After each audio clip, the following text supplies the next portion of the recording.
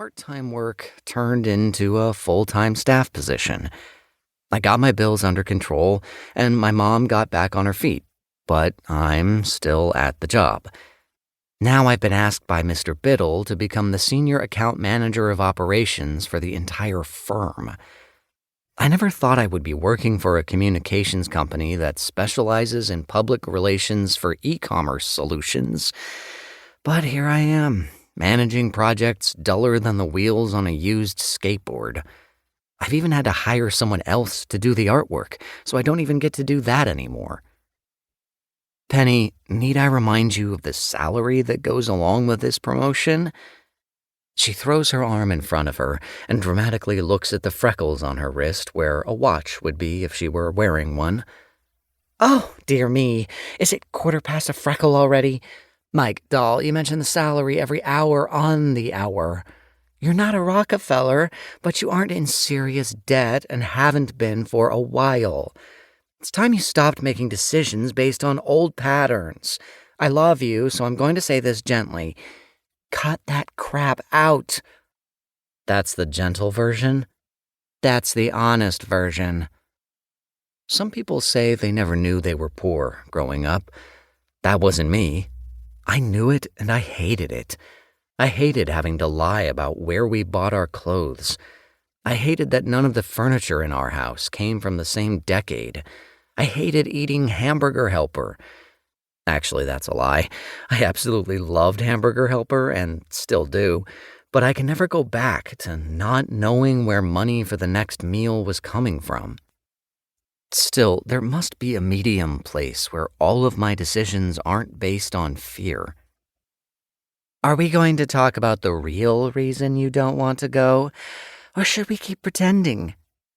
Pretending, I say, my voice strong and clear. I feel the fear in my throat. Mike, she says sharply, then puts her hand on mine and looks at me with her big, artificial green eyes. She gently rubs my knuckles with her hand.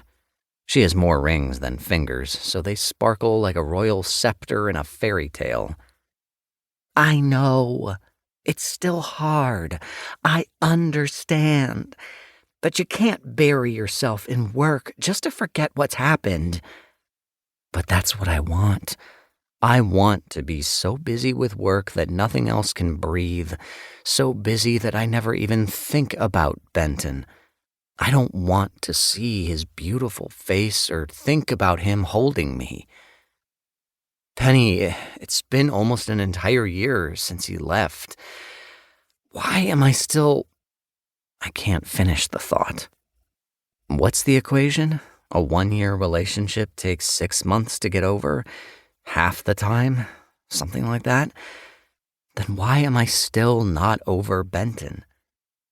My entire upper body tenses when I think of how he left. Things got worse and worse until he just told me he was taking a research fellowship back in the UK and that he didn't think I had my priorities sorted out. Well, screw him.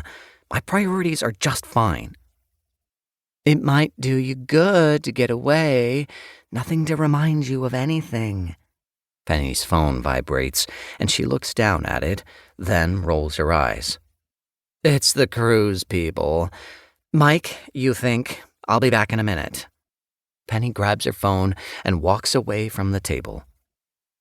Mr. Biddle did give me time off before I start my new position. There are a few thousand miles between Benton and me now. A few thousand more couldn't hurt. I'd even get to paint for a brief stint, and I'd be helping Penny. There really isn't a reason why I shouldn't go. Penny returns and bats her incredibly long fake eyelashes at me. Well? Fine, I say. Are you serious? Mike, I need a definite yes. This Galapagos cruise has been a complete nightmare to plan. The cabins are fully booked and the lecture staff keeps changing. We have some very high rollers and I cannot send another "sorry about the change in the itinerary" email. I get it, I say.